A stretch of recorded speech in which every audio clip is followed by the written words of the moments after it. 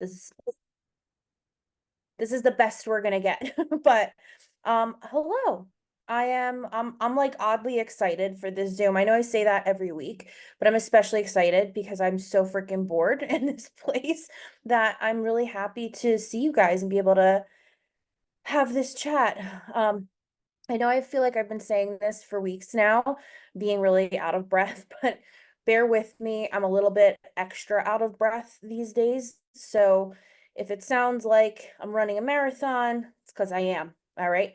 But oh, thank you, Susan. I think you're beautiful. So let's get the chat open. Let's get talking. I didn't plan today's Zoom. Like I was thinking about it earlier and I was like, okay, let me get my notes together. What do people really want to hear? And I was asking the coaches, and one of the coaches was like, you know what? You give us lessons all the time. We have plenty of resources. We want to know how are you dealing with this right now? And I was like, well, I don't want to seem like a martyr, right? Like I don't want to be like a pick me about it and be like, oh, I'm on Zoom in the hospital. But they were asking me questions and it made me feel like maybe there's a good opportunity for just a authentic, organic conversation here. So my hope is kind of like a group session in a way. I have some questions that you guys have pre-sent me. I'm going to encourage you to send me more throughout this Zoom. And my overall hope is, without having something pre-planned and orchestrated, to just be like real with you guys, and kind of talk about how to just deal with life when it throws some pretty crazy curveballs your way, you know? So that's my overall goal for today. So first thing, updates from the hospital. I am officially going to be here living out of this little room. You guys want to see a little tour? Here's my room. Really? Welcome to the penthouse. We got a view. And that is about it. So here's where I'll be until August 16th. And this was not planned. So I basically went to the doc, I have a bunch of appointments because I'm high risk, and everything's been okay up until this point. My blood pressure has been fine, and I've been doing my best to manage my blood sugars. The Four Seasons could never. They could never, honestly. I'm not even going to show you the bathroom. Everyone will be jealous. I got bars on the sides of the toilet you can hold on to. Where do you get that? But everything had been fine, for throughout the pregnancy. And I was at risk. I've been at risk for preeclampsia, just with all my other issues. And everyone always said it sneaks up on you, but I did not believe it. And it snuck up on me, little bitch. So I had two appointments last Thursday. The morning appointment was fine, you know. Oh my God, it was like what a day. Like we hit traffic. I mean, we have time, so I'm just gonna tell you. We hit traffic on the way there. And I don't know if how you guys deal with traffic. I am not, I hate it. I can't stand like city traffic where there's a lot of stuff jutting out at you. I get very overstimulated. So it took us double the time to get to that appointment. We get there.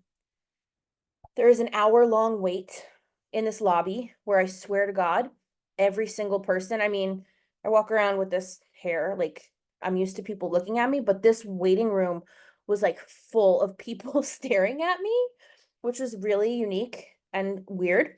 For an hour. Go in to see the doctor. Everything's fine though. Okay, great. A scheduling error happened. So I happened to just have two appointments on the same day.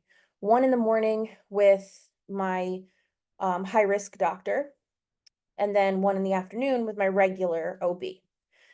I wasn't even going to go to the second appointment because, like, what was the point? But I figured we already had it booked, whatever. I would reschedule my appointments when I got there. So we leave. We then drive about an hour, about 45 minutes with traffic to the other appointment. We get there. I wolf down a sandwich in the parking lot. We go in the waiting room. There's some chick yell talking. If you saw my stories on Instagram, like yell talking about movies in this like tiny waiting room. We're sitting there. It's a sensory nightmare for about also an hour. Doctor is behind an hour. So waiting there. They do the scan's fine. Do some blood work. Okay, I'm about to leave. Doctor goes, "What's your blood pressure?" And I was like, "Oh, they didn't do it when I came in, but they did it this morning at the other appointment." And she's like, "No, we have to get it before you leave." I'm like, "Okay, fine." Bam, 180 over 110. Preeclampsia struck. So just literally by sheer chance, they caught that blood pressure, which is like crazy how that works out. So she's like, "I gotta send you to the hospital. You gotta go." Now I had calls booked all night. Like I had a plan for my evening, but there that goes. So I come to the hospital thinking, I'm just gonna come in. They're gonna check my blood pressure. It's probably a fluke because I had like the most stressful day ever. And, you know, I'll go home. And that's where I was told that I will be here until I deliver, August 16th, which was definitely a huge shock. Like literally, like you can't leave, you can't go say bye to your dogs, you can't go get your clothes, you can't go set up the nursery, you can't go do any, like you're here. Like you're going to a room now where you will remain. I think what's amazing too is I put it up on Instagram and I had no idea so many people have been through similar situations. Like, I don't know about you guys, but like the idea of someone being in the hospital for a month for me is like a crazy notion. But apparently this stuff happens all the time, which is insane. Claustrophobic. Yeah, you ain't kidding, Becca. You ain't kidding. The first night that we were here, um, and this was actually a question someone asked me. One of the questions was, what was my mental state when that happened? Because of the feeling of like being trapped. I I think that everyone's allowed to not have to be okay all the time.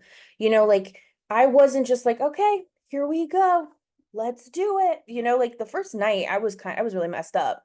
Like it just wasn't fully registering, you know? Um, and they were kind of being a little elusive about it. Like I don't think they wanted to tell me just how long I was going to be here. So there was like, "Oh, you'll be here for maybe a day. Maybe you'll go home at the end of the weekend." You know, and I was just like, I want to know definitively, when the hell am I going home? So for the first 2 nights, I was in like a delivery bed, which is essentially like an exam table with stirrups underneath. It was, um, I was hooked up to magnesium, which feels like literally there's like cinnamon going through your veins. Like it is the weirdest feeling ever. They have to give you that so you don't have a potential seizure, which is very common with preeclampsia. And I was just dealing with the fact that my blood pressure had been fine up until that one day. Like I couldn't wrap my head around like how quickly and out of the blue it was. But that's part of life, with these illnesses. As I've told you guys before, I wasn't even supposed to be able to have kids. Like I wasn't like I have a ton of issues outside of just PCOS and Hashimoto's. I have the RA, my scleroderma, I have a heart issue with the electric impulses of my heart. I have colitis, I have Raynaud's, I have tons of stuff outside of my issues, along with the King Daddy type 1 diabetes and its, court jester Hashimoto's, which run the gamut for all of us. We're all, we're at a higher risk. So the idea of like, I did everything I was supposed to do, everything was going well, and it still happened.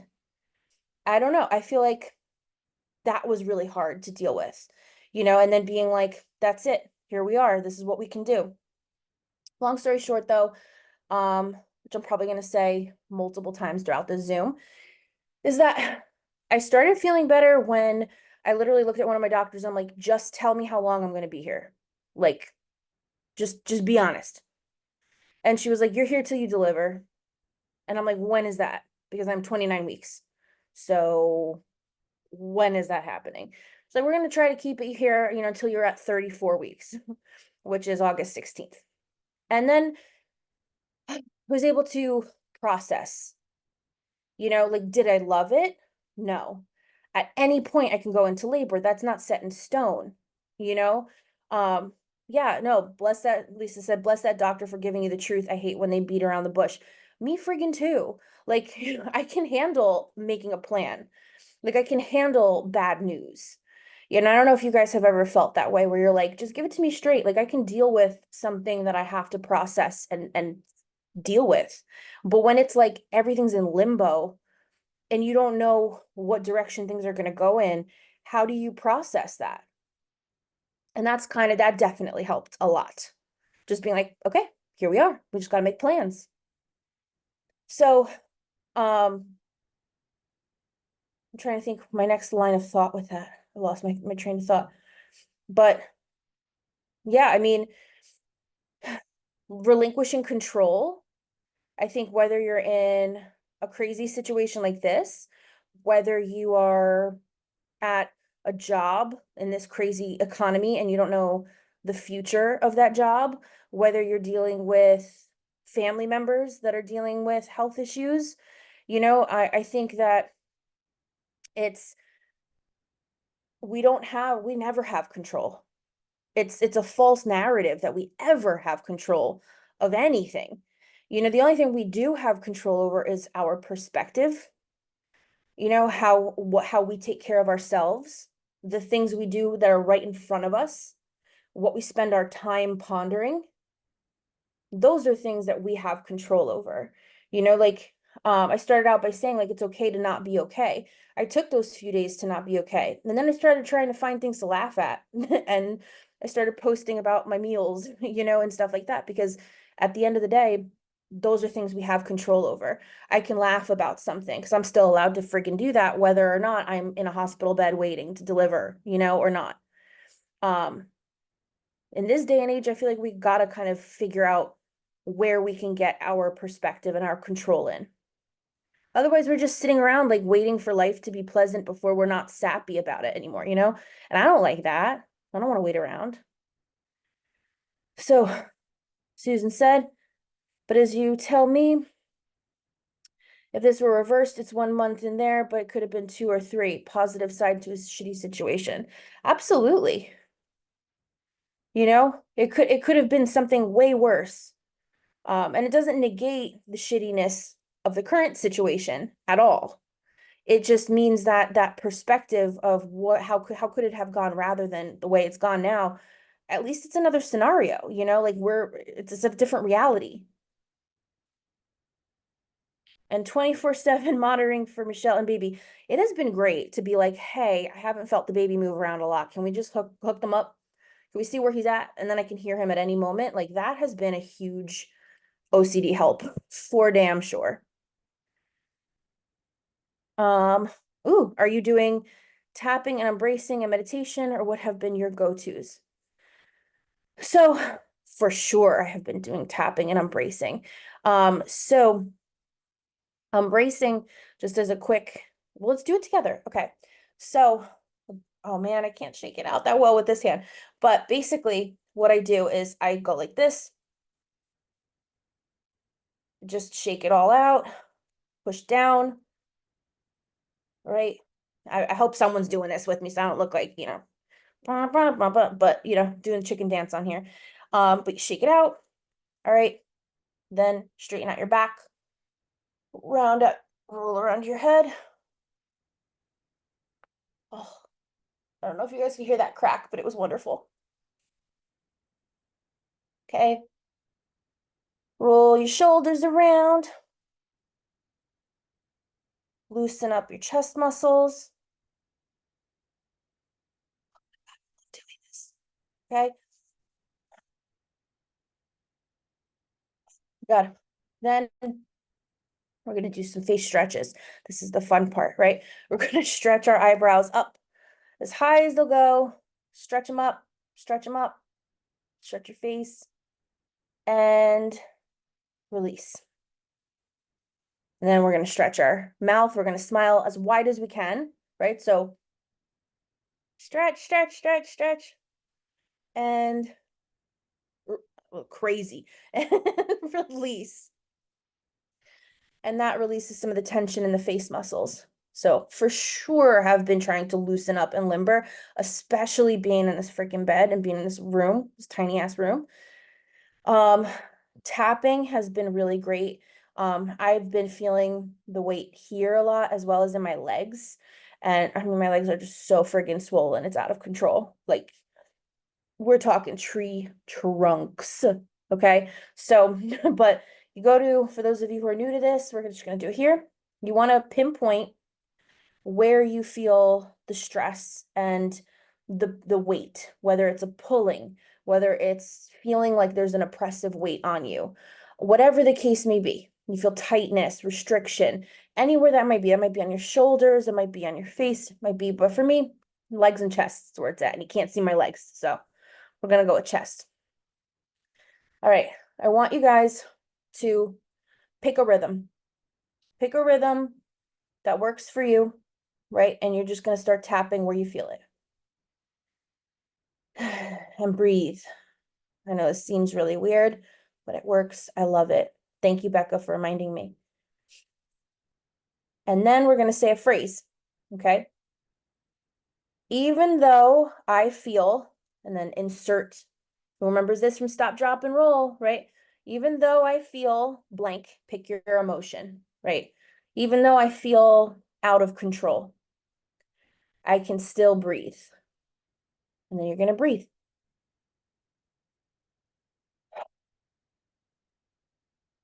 Tell me in the chat, what's something you're feeling? Tired, stressed, worried, whatever it is, lean into it. Tell me in the chat here, what are you feeling? What's your phrase going to be as you tap and release it? Even though I feel unsure, Susan said, I can still breathe and breathe. Even though I feel overwhelmed, I can still breathe. Who's doing it with me? You keep tapping and you say it as much as you need to. You think about that breath going to where you feel it on you, right?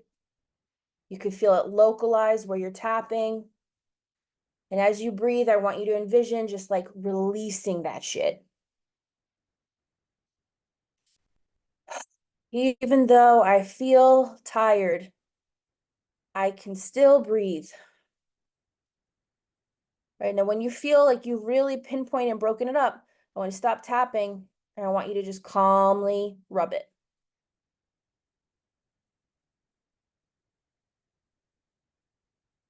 All right, and one more breath. All right. Feels a little bit lighter. Do you feel like it's shifted at all? If you did it with me, you might want to do it when we're not on Zoom, so I'm not like talking and distracting you. Tell me how it goes if you choose to. But thank you, Becca. I for sure have been doing that. Sleeping, because I think you said sleeping. Sleeping has not been, I'm not a big napper technically, like typically, and especially not being in my own surroundings, like I'm very finicky with that. And plus I'm like, I get anxious if I don't sleep at night. So I'm like, I'm gonna be awake during the day so I can sleep all night. And I have been. So that's been helpful. But yeah, just tapping, embracing. It's been really hard because I have a lot of demand avoidance, like that damn meal plan I want to get out for you guys. I cannot tell you how many times I, over the past few days, have stopped and I've been like, okay, I'm going to write this down. And then at that point, something will pop up or I'll think of something else, or I'll just basically tell me if you guys can ever relate to this.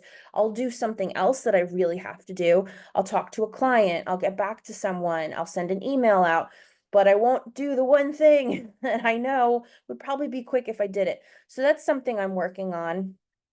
I figured out how to have ChatGPT help me with that. So to get kind of the formatting out of the way, that's what I'm going to be working on more. Because I have all these recipes floating around. I just have to put it into a format for you guys. So keeping myself busy, trying the best I can. I love getting messages from you guys. I want you to still book your sessions with me. If you don't have coach sessions, if you're meant to book with me, still do it. If I need to reschedule you for a medical reason, I will, but I fully intend on making the best that I can out of my stay here. I will always prioritize my rest and health. So I'm not going to put myself or baby at jeopardy like I would not want any of you guys to do. I practice what I preach, but trust me, I will not do anything I'm not comfortable doing. So if I'm telling you guys to still book with me, text with me, or whatever, I will always answer you when I can. And my priority and my commitment is to you guys still. So, and I'll keep you afloat with all that. All right. So let's get into some more. Keep asking your questions, by the way. Like I said, this is Q&A. I just have some pre-asked already. So I want to get through them. Okay. All right. Let's see here. How to get through the 2-week wait.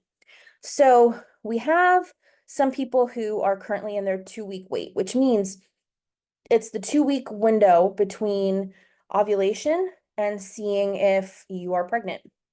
Because after ovulation takes place, you do the deed, or if you're doing IUI, like transfer, then you got to let it kind of cook, see if it latches, see if it takes, see if a little embryo forms. And then that takes about 2 weeks to be able to register on a pregnancy test. And time has never gone slower. That 2-week window, like I really was thinking about this. I don't know that I have advice on how to make it go faster, but I do have advice on how to be hopeful for it. And I think the thing is that for me, when I was going through the 2-week wait, I started testing really early because I was like, I'm just gonna put it out there that this is what's gonna happen. Because even if it's not this 2-week window, I know that it will. It might be next month. It might be the month after. And I know that doesn't negate how annoying it is to wait and how heartbreaking it is to not get the verdict that you want.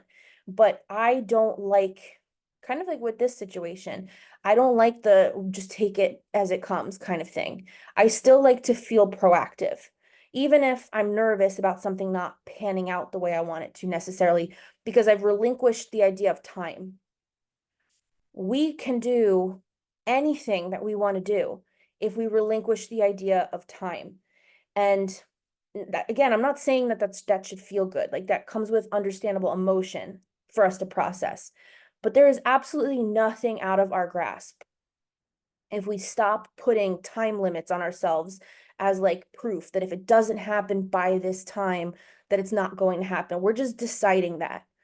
And would you go play, like if you were playing sports?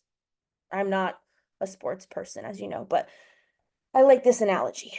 If you were to go play a game, right? You're playing sports, you're gonna go play softball, and you already thought that you're gonna lose. Would you play well? Or would you like half-ass it and just want to get through the game because you're like, I'm just waiting for the inevitable end? So we do that a lot with a lot of things.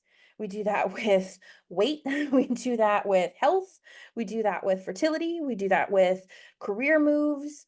We do that with anything that we really want and we're afraid of not getting. And it's almost easier to feel like we have control.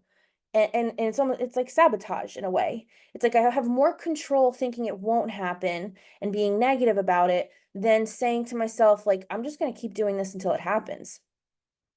Like, I'm going to keep going for it until it's my time. Which, I mean, we all want what we want yesterday, right? Like, nobody wants to wait. We just want it. We want it. But at the end of the day, that's the difference. We can do anything, we can get anything.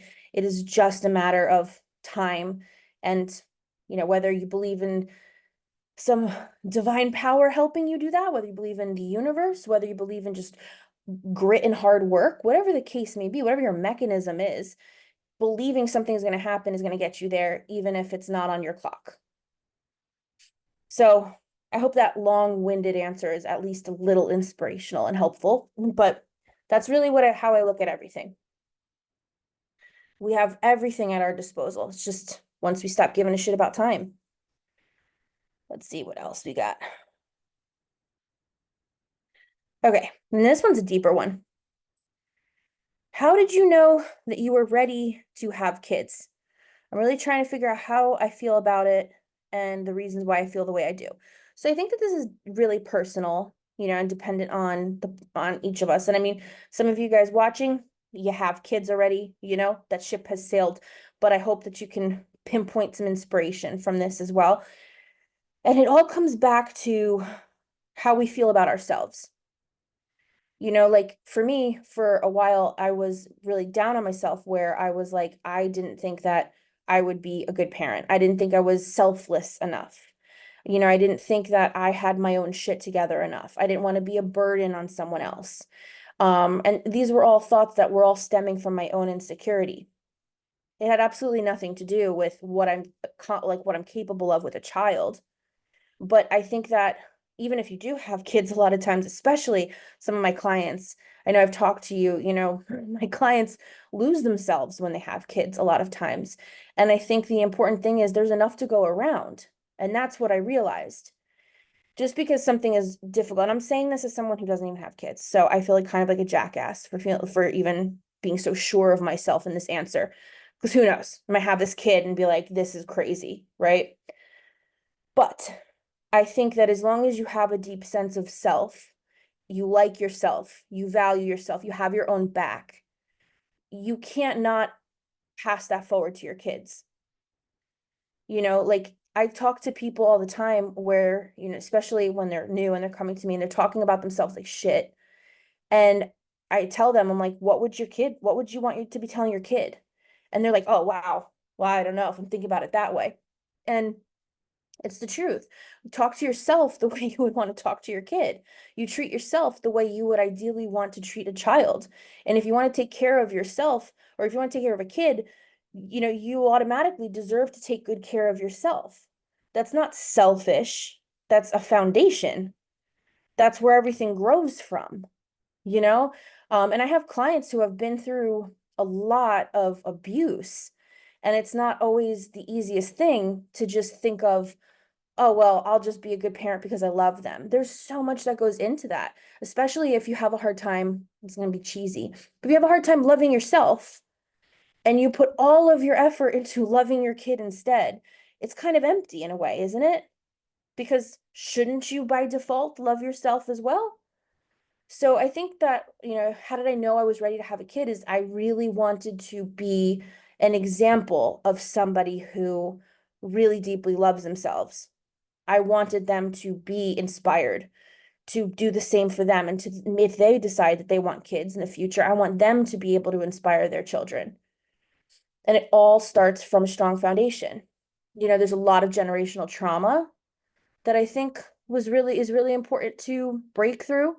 And I went from being like afraid of breaking through that generational trauma to freaking excited to break through that generational trauma because it's a whole new legacy that you're creating.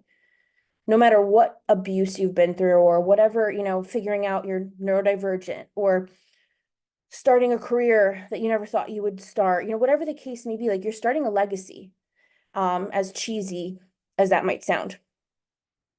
So I've always wanted to be a mom and had, oh my God, breathing like James Gandolfini over here. I've always wanted to be a mom and had two unplanned, but picking the right partner and having a good support system in place is so important. At least that's my advice. That's absolutely huge. Absolutely huge. Like Nick has been, and that's the other thing too, is when I hated myself, I did not attract the right partners at all because oh my God, here we go with the cliches, but like you attract the love you think you deserve kind of thing. And I basically put my all into being what someone else wanted me to be for them. And that was never going to cut it for kids, I didn't know this at the time. Like, thank God that never worked out. But Nick has been incredible, and honestly, like another hard part of this whole situation has been allowing people to take care of me, like allowing people to help me in this situation. I am used to being the one that helps other people, and then having to rely on them. Like I couldn't imagine being with a partner in this situation who made it about me figuring it out so I didn't inconvenience them, which is all that I used to attract when I thought very low of myself. Having those high standards doesn't mean that you're overly picky. It just means that you look at it and you're like, if we're going to do this as a unit, like to answer this person's question, how did I know I was ready to have kids? Is I thought, like, what an amazing parent Nick would be too. It wasn't even just about me. So I agree entirely, Becca. Having a good support system is really, really huge. It's definitely part of the criteria because if I had a shitty support system, I was not about to have a kid, to be honest with you. Um, let's see. There's never really a right time to have kids.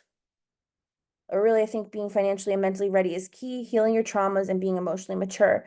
I was a young mom, had all three girls by 25, and my girls literally grew up with me, especially my oldest. Sometimes feel so emotionally immature for my girls.